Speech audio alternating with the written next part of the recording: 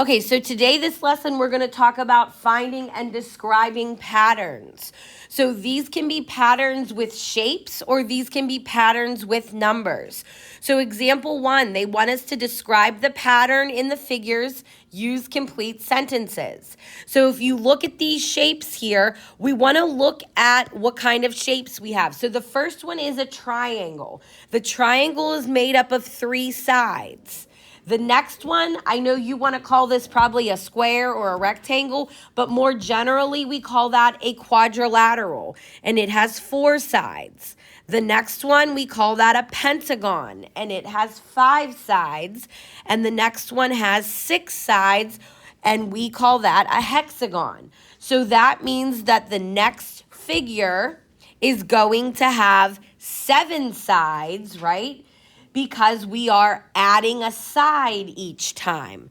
So we can say that. We're going to say we add 1 side. That is the pattern.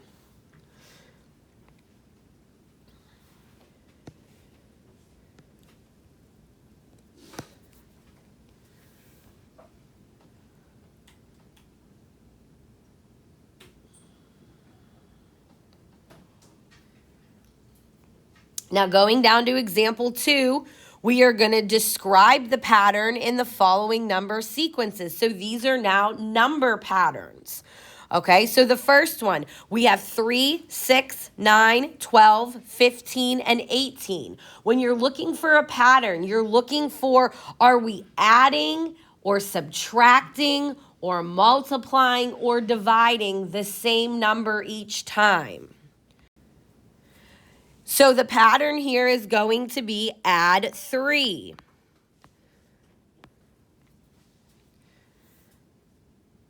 Because 3 plus 3 is 6, 6 plus 3 is 9, 9 plus 3 is 12, 12 plus 3 is 15, 15 plus 3 is 18. Okay? The next one. So this one is a little different. There's 2 things you can say here. So looking at the first, at this sequence, we have 1, 4, 9, 16, 25, and 36. So these numbers are the perfect squares. So the perfect squares, if you have heard those before, which I'm sure you have, they are formed when you square all the whole numbers. So 1 squared is 1, 2 squared is 4, 3 squared is 9. Okay? So those are the perfect squares. There is another way that you can describe this pattern as well. So if you are trying to figure out what's between each one, you could think about this. So looking here, between 1 and 4, we know we have to add 3. Between 4 and 9, we have to add 5. Between 9 and 16, we have to add 7. Between 16 and 25, we have to add 9. So we know that we are adding the odd numbers. So that's another thing you could say also. We like to say consecutive because it's the odd numbers that come together. So the consecutive odd numbers. Okay.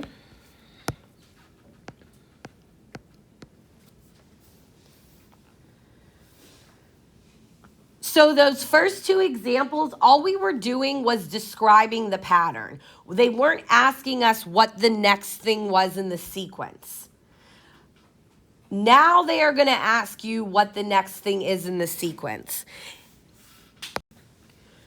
So for our first one here, we have a square with an arrow pointing up. The second figure is a square with an arrow pointing left. The third one has the square with the arrow pointing down. So I know that my next figure here is going to be a square to the right.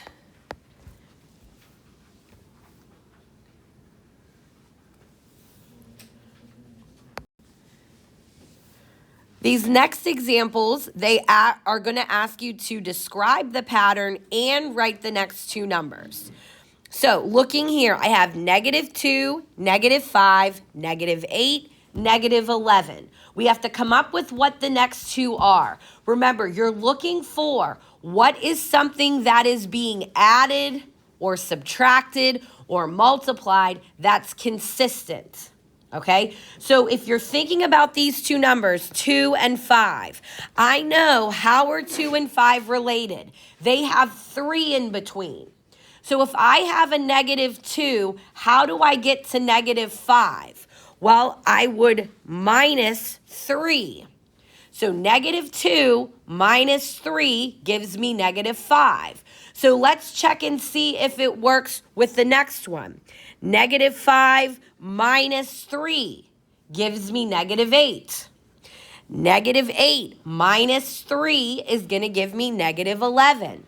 So to come up with my next two numbers, I'm going to do -11 minus 3 is going to be -14. And then one more, -14 minus 3 is going to be -17. So it says to describe the pattern, you can say this in two ways. You could say we're going to subtract 3, or you could say we add -3. It means the same thing, however you can think of it. Subtracting 3 and adding 3, or adding a -3 means the same thing.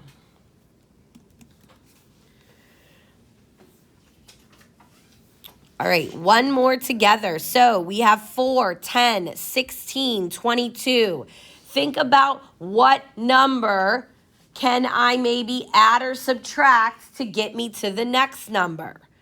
So between 4 and 10, I know 4 plus 6 gives me 10. You want to check the next set. So does 10 plus 6 give me 16? Yes, it does. Does 16 plus 6 give me 22? Yes, it does. So 22 plus 6 is 28. And then 28 plus 6 is going to be 34.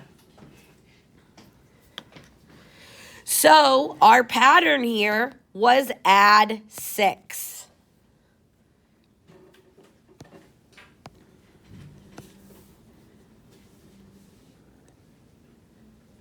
So I'm going to give you a minute to try the independent practice. See if you can come up with what the pattern is, what the next